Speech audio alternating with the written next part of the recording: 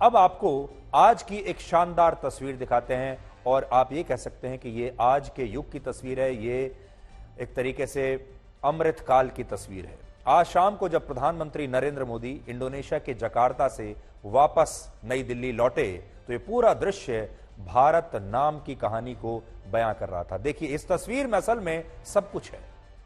प्रधानमंत्री मोदी जब विमान से उतर रहे थे, ये उनका औपचारिक विमान है जिसमें वो ट्रेवल करते हैं, और इस विमान पर वही भारत लिखा था जिसका अभी हमारे ही देश के कुछ लोग विरोध कर रहे हैं। इस तस्वीर का मतलब आप ये भी लगा सकते हैं कि भारत का उदय हो रहा है, ये भारत का समय है। और हमारे ही देश के लोग आजकल ये कह रहे हैं कि वो भारत नहीं बल्कि इंडिया चाहते हैं। कुछ नेता ऐसा कह रहे हैं, हालांकि आम जनता तो यही कहती है कि वो भारत को चाहते हैं। लेकिन इस राजनीति से अलग ये तस्वीर आज हजारों शब्दों को एक साथ एक तस्वीर में बयान कर रही है। देखिए, ये है आज के युग की तस्वीर जो इस समय आपके सामने है। अपने विशाल प्लेन से प्रधानमंत्री मोदी नई दिल्ली में वापस लौटते हुए अब बाहर निकल रहे हैं और इस विमान पर बड़ा बड़ा लिखा हुआ है भारत। इन तस्वीरों के बाद अब आप ये देखिए कि प्रधानमंत्री मोदी कैसे बिना थके और बिना आराम किए लगातार काम करने का नया रिकॉर्ड बनाते जा रहे हैं। पिछले लगभग 36 घंटे में प्रधानमंत्री मोदी ने 4 बैठकें की हैं। इसके बाद वो इंडोनेशिया के दौरे पर गए, जहां उन्होंने 2 बड़े समिटों में हिस्सा लिया, और 9 घंटे जकार्ता में रुकने के बाद वो भारत लौटे। और अब से कुछ देर पहले उन्होंने दिल्ली आने के बाद अपने मंत्रियों के साथ G20 की तैयारियों की समीक्षा की बैठक की। यानी पिछले 36 घंटे से प्रधानमंत्री मोदी लगातार नॉन स्टॉप काम कर रहे हैं। कैसे? प्रधानमंत्री मोदी 6 सितंबर यानी कल रात 8 बजे इंडोनेशिया की राजधानी जकार्ता के लिए रवाना हुए, जहां वो एक नहीं बल्कि 2 समिट में उन्हें हिस्सा लेना था। इनमें एक समिट था आसियान देशों का और दूसरा था ईस्ट एशिया देशों का। लगभग 7 घंटे का सफर करके प्रधानमंत्री मोदी रात को 3 बजे जकार्ता पहुंचे। इसके बाद वो होटल गए, जहां भारतीय मूल के लोगों ने उनका जबरदस्त स्वागत किया, उनसे मिले। इसके बाद सुबह 8:45 पर वो आसियान समिट में शामिल हुए, जिसमें Myanmar, Cambodia, Indonesia, Laos, Malaysia, Philippines, Singapore और थाईलैंड और वियतनाम जैसे देशों के राष्ट्र प्रमुखों से उनकी मुलाकात हुई। इस समिट के कुछ ही देर के बाद सुबह 10:30 बजे वो जकार्ता में ही एक और समिट में शामिल हुए, और यह था ईस्ट एशिया समिट, जिसमें 18 देशों के नेताओं के साथ उनकी बैठकें हुई, चर्चा हुई। इस समिट के ठीक 1 घंटे के बाद प्रधानमंत्री मोदी जकार्ता से दिल्ली के लिए रवाना हो गए, और फिर आज शाम को 6:15 पर दिल्ली पहुंचने के बाद उन्होंने G20 समिट की एक समीक्षा बैठक शुरू कर दी। और इतनी बैठकों के बाद भी अभी प्रधानमंत्री मोदी थके नहीं हैं। जब मैं आपको यह खबर दिखा रहा हूं तब भी उनकी बैठकें चल रही हैं। अब कल प्रधानमंत्री मोदी अमेरिका के राष्ट्रपति जो बाइडेन के साथ द्विपक्षीय वार्ता करेंगे। इसके बाद मॉरिशस और बांग्लादेश की प्रधानमंत्री से भी उनकी मुलाकात होगी, और फिर इसके बाद 9 और 10 सितंबर को वो G20 में व्यस्त रहेंगे। यानी 72 साल के प्रधानमंत्री मोदी लगातार बिना रुके काम कर रहे हैं, और उनकी डिक्शनरी में शायद एक ऐसा शब्द है जो नहीं है, और उस शब्द का नाम है आराम।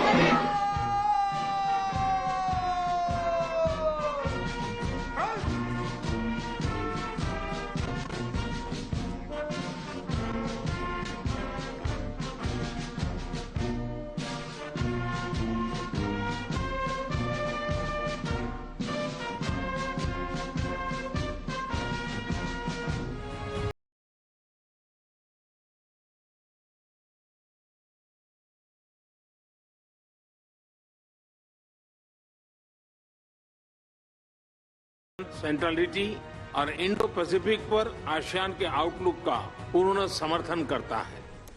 नमस्कार।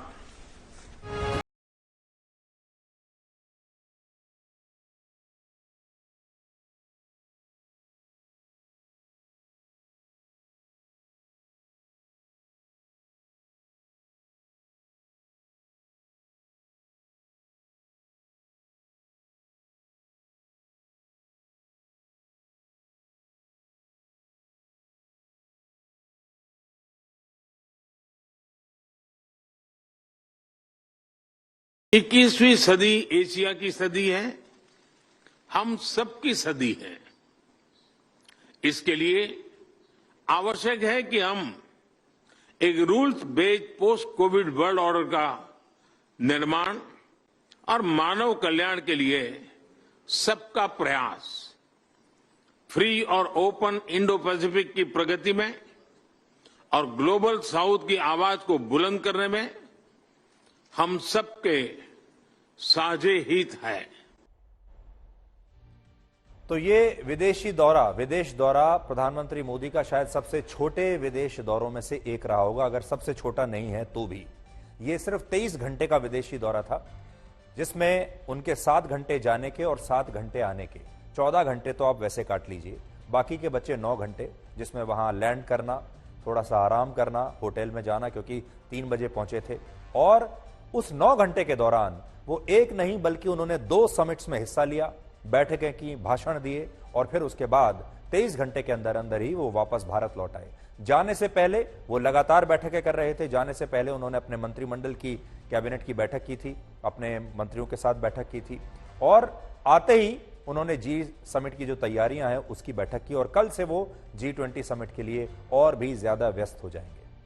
G20 समिट के दौरान भारत सरकार हमारी संस्कृति और सनातन धर्म को दुनिया के सामने अपनी पहचान के रूप में पेश कर रही है। चाहे वो G20 की टैगलाइन हो, जो है वसुधैव कुटुंबकम, या भारत मंडपम के आसपास हिंदू देवी देवताओं की तस्वीरें और प्रतिमाएं हो, हर जगह G20 के विदेशी डेलीगेट्स का परिचय सनातन धर्म से, हिंदू संस्कृति से, भारत की संस्कृति से कराया जा रहा है।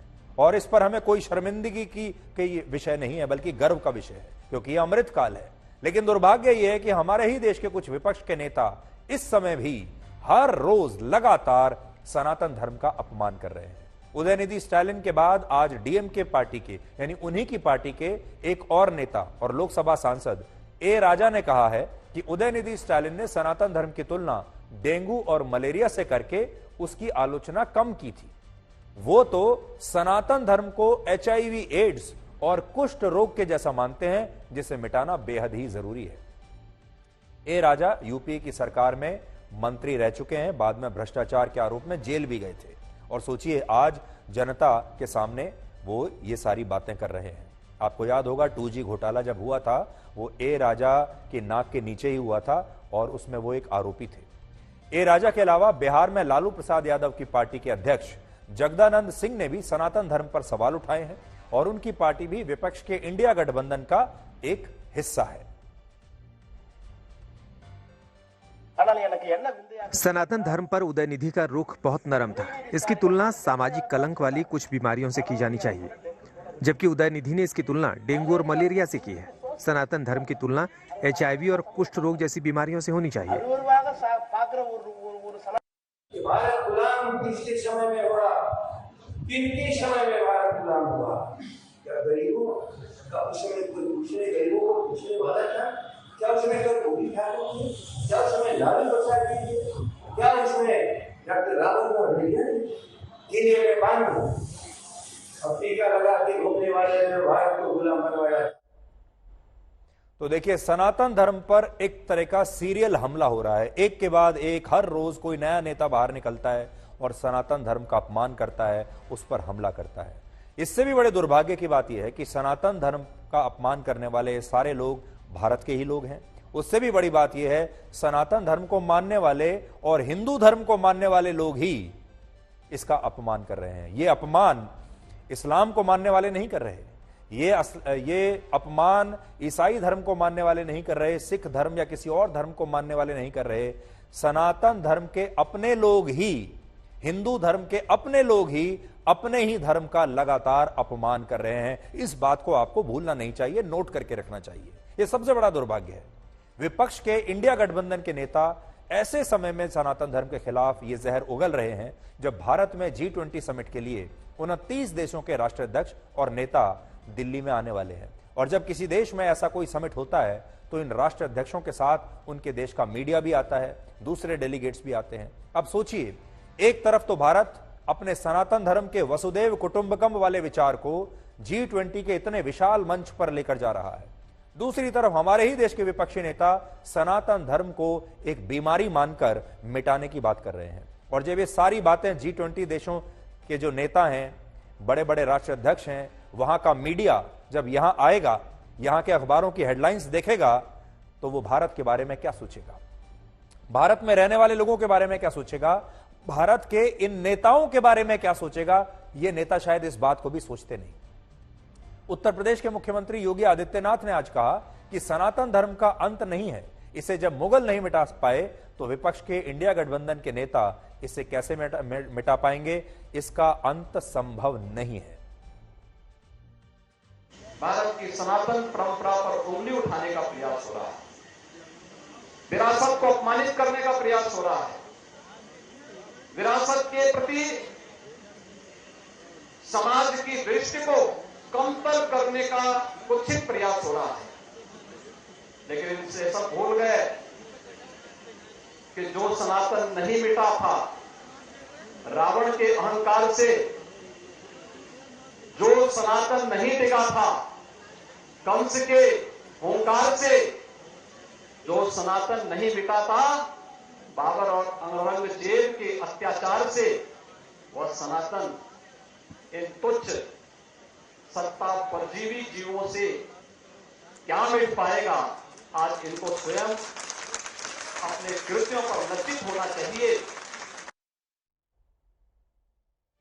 तो G20 दुनिया का सबसे बड़ा सम्मेलन, इस समय भारत में उसकी तैयारी चल रही है। सब कुछ दिल्ली जो है पूरी तरह से तैयार है और अगले 3 दिन आप लगातार G20 की सबसे बड़ी कवरेज आज तक पर देख पाएंगे और G20 पर उसका सबसे बड़ा विश्लेषण आप ब्लैक एंड व्हाइट में रात को 9 बजे हर रोज देख पाएंगे। इसलिए अगर आप G20 के बारे में और ज्यादा समझना चाहते हैं, G20 में क्या क्या हो रहा है, कौन से अंतर्राष्ट्रीय दांव पेच चल रहे हैं, दिन भर में क्या हुआ, उसे अगर आप सरल भाषा में समझना चाहते हैं तो रात 9 बजे ब्लैक एंड व्हाइट जरूर देखिएगा। और सबसे बड़ी बात यह है कि इस हफ्ते शनिवार रात 9 बजे और रविवार रात 9 बजे भी आप ब्लैक एंड व्हाइट को देख सकेंगे। हमारे स्पेशल एपिसोड होंगे ब्लैक एंड व्हाइट के, जो सिर्फ G20 का विश्लेषण आप तक पहुंचाएंगे। इसलिए इस बार आपको सैटरडे और संडे को भी ब्लैक एंड व्हाइट के साथ अपनी अपॉइंटमेंट फिक्स कर लेनी है।